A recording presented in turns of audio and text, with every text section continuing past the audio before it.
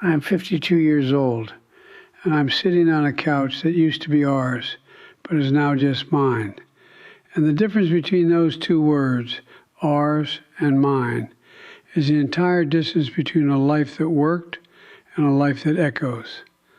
There's a wedding album on the shelf behind me, white leather cover, silver lettering, our names embossed on the front in a font we picked together at a print shop in downtown Minneapolis on a Saturday afternoon when we still held hands in public, and choosing a font felt like the most important decision we'd ever make.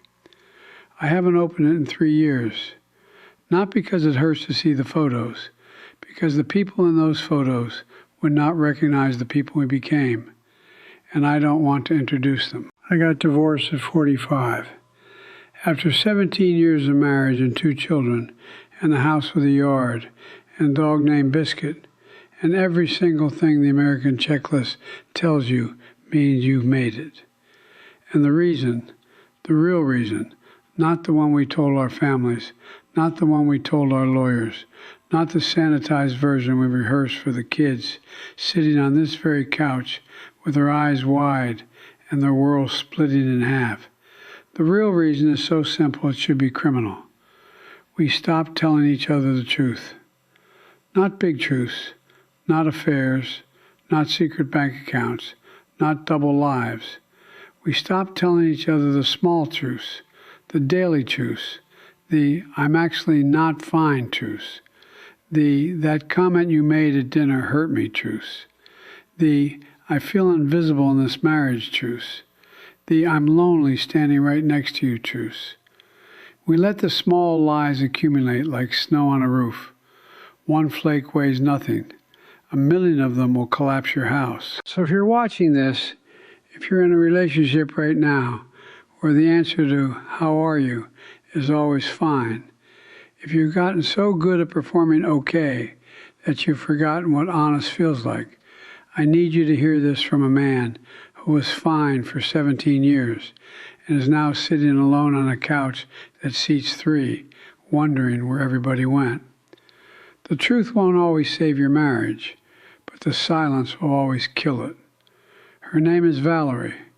I will say her name with respect, because what happened to us was not her fault, and it was not my fault. It was our fault, equally, mutually. 2 people who loved each other and lied to each other in the softest, most polite, most well-intentioned way possible, until the lies became the relationship, and the relationship became a performance, and the performance ran for 17 years, to an audience of 2 who were both too exhausted to admit the show wasn't working. I met Valerie in 2002 at a bookstore in St. Paul, not a chain, an independent one with creaky floors and that smell, you know the smell, old paper and dust and coffee from a machine in the corner that had probably been brewing since the Clinton administration. She was in the poetry section. I was pretending to be in the poetry section because I saw her walk in, and I followed her like a coward with a pulse. She was reading Neruda, Pablo Neruda. She was leaning against the shelf with one ankle crossed over the other, and her hair was pulled back with a pencil, and she was mouthing the words the way people do when language is moving through them and not just past them. I stood 4 feet away, holding a book I'd grabbed blindly, which turned out to be an anthology of Russian agricultural poetry, and I was trying to look intellectual, and I was failing spectacularly. She looked up. She saw the book in my hand. She said, "Are you really into Russian farming poems, or are you just standing there?" And I said, "Honestly, I have no idea what I'm doing right now." She laughed, quick and sharp and surprised, the kind of laugh you earn by accident, the best kind. We talked for 2 hours, standing in that aisle, then sitting on the floor of that aisle. Then the bookstore closed, and we went to a diner and talked for 3 more hours. And I learned that she was a middle school art teacher who believed that every child was an artist until an adult convinced them otherwise. And she said it with such conviction that I wanted to go back in time and unconvince every kid who'd ever been told to stop drawing. I fell in love with her honesty. I need you to hear that because it's the cruelest irony of this entire story. The thing I fell in love with is the thing we murdered together. She was the most honest person I'd ever met. She said exactly what she felt. No filters, no diplomacy, no editing. If she was sad, she said, I'm sad. If she was angry, she said, I'm angry. If something I did bothered her, she said, that bothered me. And she said it cleanly, without accusation, without guilt. Just a clear, honest signal from one human to another. And I loved it. In the beginning, I loved it the way you love fresh air after being in a stuffy room your whole life. I had grown up in a family where emotions were furniture, covered in plastic. Everything was preserved. Nothing was touched. My parents didn't fight, not because they were happy, because fighting required honesty, and honesty was considered impolite. And being impolite was the only sin my family recognized. So Valerie's honesty was revolutionary. It was oxygen. It was someone finally saying, the emperor has no clothes, in a world where everyone was complimenting the fabric. We married in 2004. Beautiful ceremony, October. The trees in Minnesota were doing that thing where they look like they're on fire with color. And the air was sharp and clean. It smelled like wood smoke and dying leaves and new beginnings, which sounds contradictory, but that's what fall is, an ending that looks like a beginning. The first 7 years were genuine, not perfect, genuine. We fought and we made up and we said hard things and we heard hard things and we metabolized them and moved forward. She'd say, I felt ignored tonight at your friend's party, and I'd feel the sting, and I'd sit with it, and I'd say, you're right, I'm sorry. I'd say I'm stressed about money, and she'd put her hand on my arm and say, tell me. And I'd tell her, and the telling was the medicine, not the solving, the telling. Our daughter Emma was born in 2006, our son Ryan in 2009, and something shifted, not immediately, gradually, the way a photograph fades when you leave it in sunlight. You don't see it happening. You just look one day and the colors aren't what they used to be. Parenthood introduced a new currency into our marriage, efficiency. Suddenly everything was about logistics. Who's picking up Emma? Did Ryan eat? Is the permission slip signed? Did you call the pediatrician? The conversations that used to be about feelings became about tasks. We went from how are you to did you get milk? We went from I feel to we need to. We became co-workers in a small nonprofit called Our Family. And the mission statement was keep the kids alive. And everything else became overhead. And here is where the line started. Not malicious line, merciful line. The kind you do because the truth takes time, and time is the one thing parents of small children do not have. She'd say, how was your day? I'd say, fine, fine, the most dangerous word in the English language, a word that means nothing and communicates nothing and exists for the sole purpose of ending a conversation before it begins. Fine is a door you close on someone while smiling. Fine is a lie wearing the uniform of a polite answer. My day was not fine. My day was hard. My boss was unreasonable. I felt undervalued at work. I was worried about money. I was questioning whether I was a good father. I was carrying all of this inside my chest like a bag of rocks. And when the woman I married, the woman I fell in love with because of her honesty, asked me how I was, I said, fine, because unpacking the bag of rocks would take energy I didn't have and patience she probably didn't have, and it was easier to lie. And she was doing the same thing. I know that now. When I'd ask her how she was and she'd say, good, She wasn't good. She was drowning in the loneliness of stay-at-home motherhood. She was losing her identity inside the identity of mom. She missed teaching. She missed art. She missed being a person with a name that wasn't someone's mother. She was carrying her own bag of rocks. And when I asked, she said, "Good." And we stood there, two people holding bags of rocks 3 feet apart and smiling. And neither of us had the courage to say, "I'm sinking." Year 8, year 9, year 10. The fines accumulated. The goods compounded.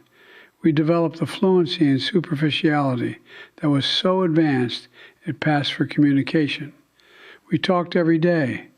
We talked about the kids, the schedule, the house, the groceries, the car, the leak in the basement.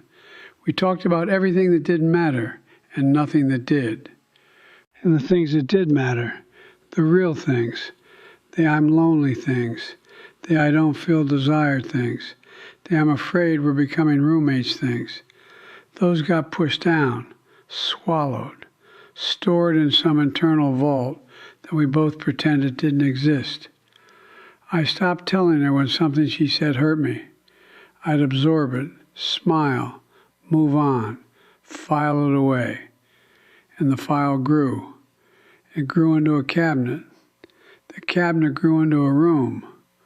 The room grew into a warehouse of unspoken grievances that sat in the dark and fermented into resentment. She stopped telling me she felt unseen.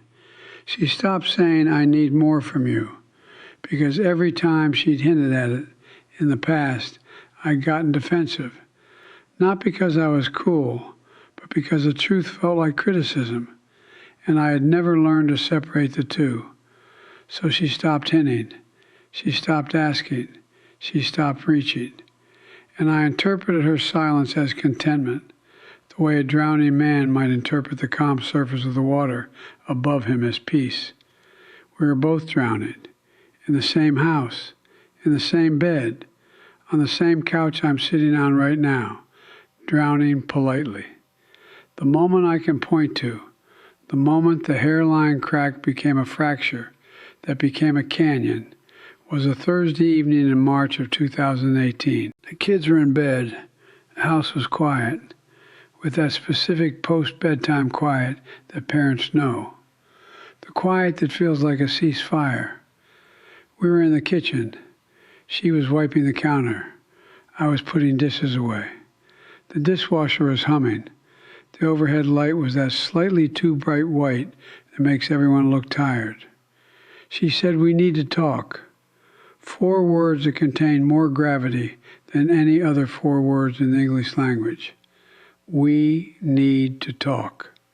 The prelude to every earthquake that's ever hit a marriage. I felt my stomach drop, the way it drops on a roller coaster, except there was no safety bar and no track and no guarantee of landing. I sat down at the kitchen table. She sat across from me. The table was small, round, pine. We bought it at a flea market in 2005 when we were furnishing our first house, and everything was secondhand, and none of it matched, and all of it felt like ours, in a way that expensive furniture never does. She looked at me and she said something I will carry in my chest until I die. She said, "I don't know who you are anymore, and I'm afraid you don't know who I am." And I think we've been pretending so long that the pretending has become the marriage, and I don't know how to find us underneath it. The kitchen was so quiet, I could hear the ice maker cycling in the freezer, that mechanical grinding sound. I could hear the faucet dripping, 1 drop every 4 seconds. I counted. When your world is ending, you count stupid things, because counting gives your brain something to do besides collapse. I said, "What do you mean?" She said, "When was the last time you told me something real, not logistical, not about the kids or the house or the schedule, something real, something about you, about what you feel, about what you need, about what scares you? When?" I opened my mouth, and nothing came out. Not because I didn't have answers, because I had so many that they jammed in the doorway, like a crowd trying to exit a burning building all at once. I had years of unsaid things, years of swallowed truths, years of I'm not fine, I'm not okay, I'm scared, I'm lonely, I miss you, I miss us, I don't know how to reach you anymore. I don't know when we stopped being honest, but we did, and I don't know how to start again. All of that was in me, all of it, and I couldn't get a single word out because vulnerability is a muscle, and I hadn't used mine in a decade, and it had atrophied completely. I said, I don't know what you want me to say.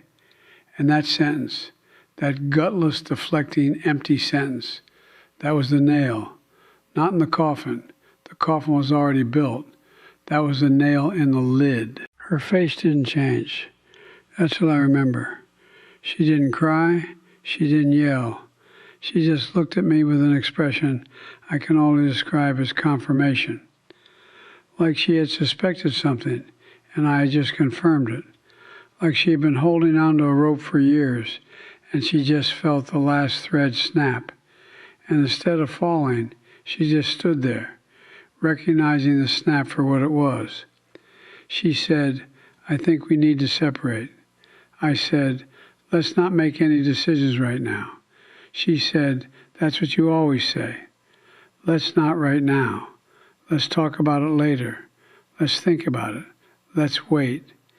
We've been waiting for 10 years, and I am done waiting for you to show up to this marriage. The drip from the faucet, the ice maker, the hum of the dishwasher. These are the sounds of my marriage ending. Not screaming, not slamming doors, not throwing dishes. Appliances. My marriage ended to the soundtrack of household appliances, doing their jobs, while two people who had stopped doing theirs sat at a flea market table and looked at 17 years of silence stacked between them like bricks. We tried counseling, 4 months, every Tuesday at 6 p.m. A woman named Dr. Perkins, with kind eyes and a box of tissues on her desk, that we went through like water.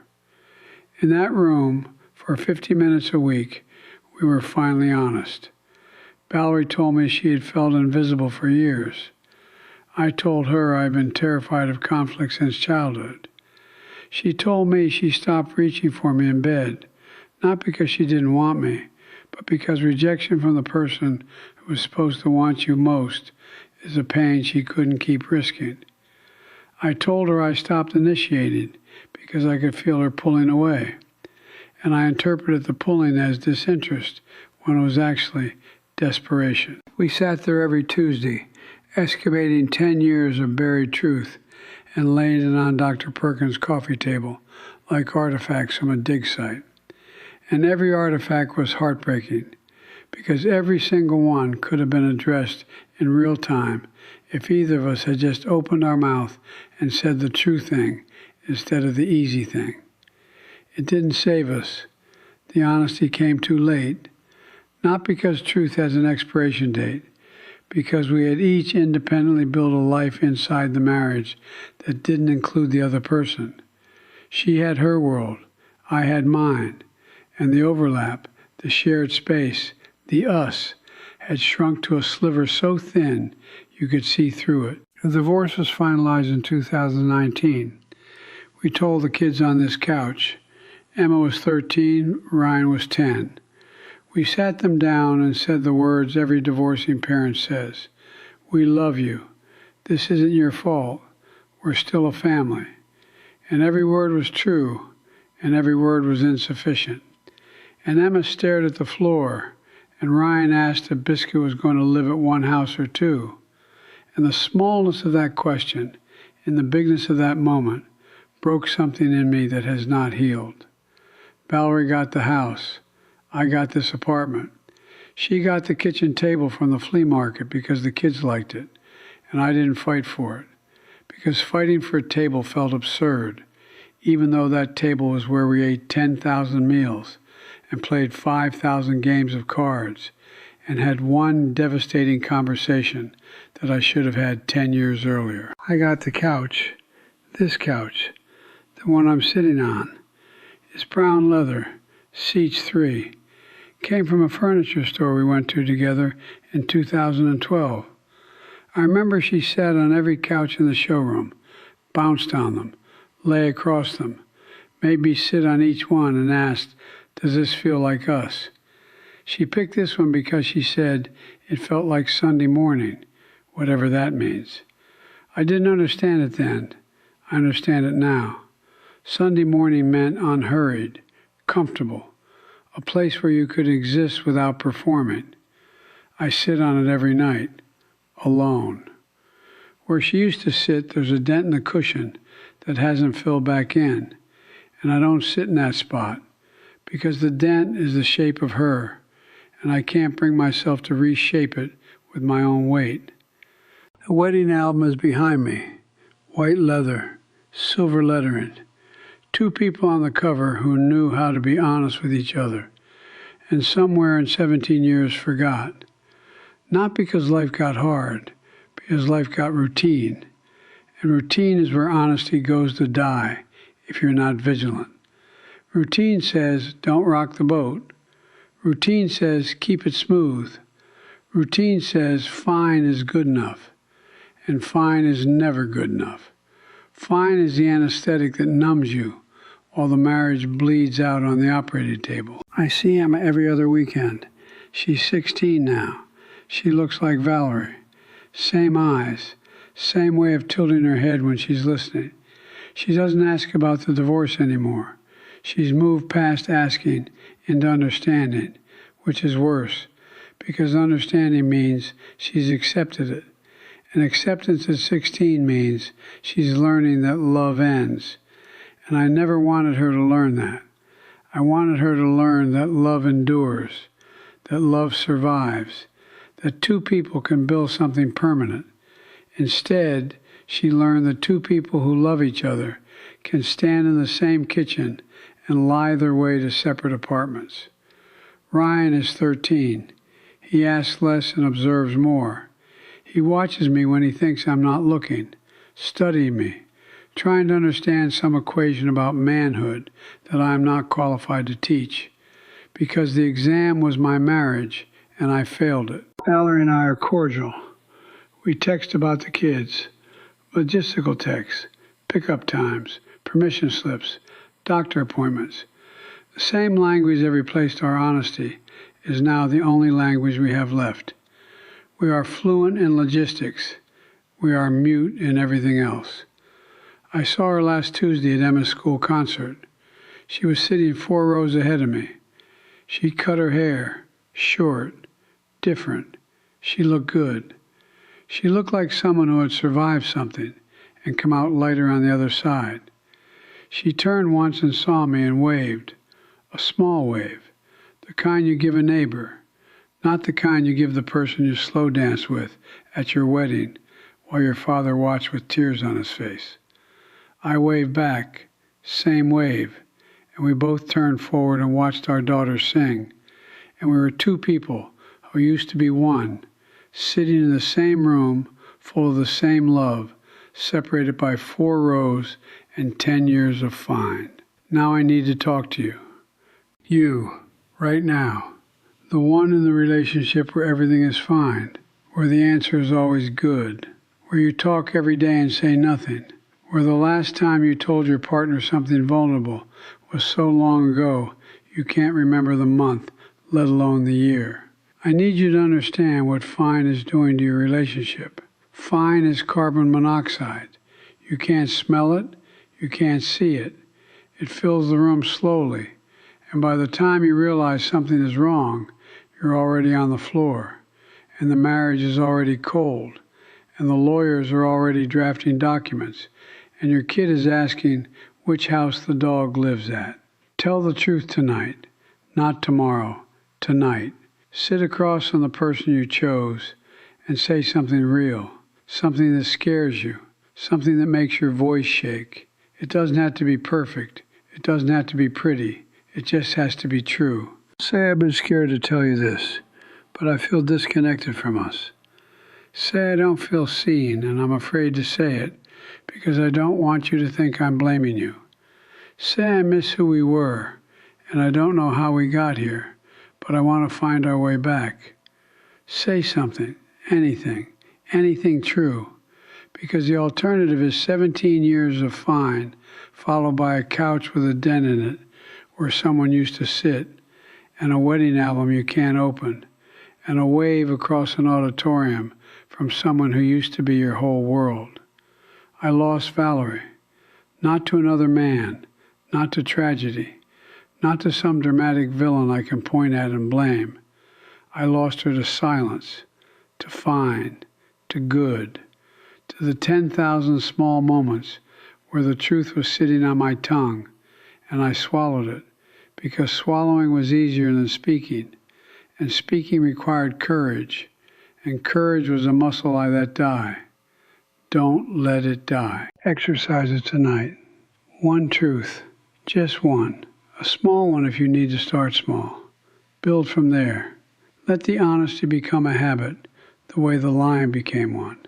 Let your partner hear your real voice, the scared one, the uncertain one, the one that doesn't have it all figured out. That voice is the one they fell in love with. That voice is the one reading Russian farming poetry in a bookstore and saying, I have no idea what I'm doing. That voice is the one that's honest enough to be human. I am 52 years old. I'm sitting on a couch that seats 3. There's a dent in the cushion next to me that I will never fill. And the album behind me is gathering dust because I can't look at 2 people who had everything and lied it away, one fine at a time. Don't be us. Tell the truth while there's still someone sitting close enough to hear it.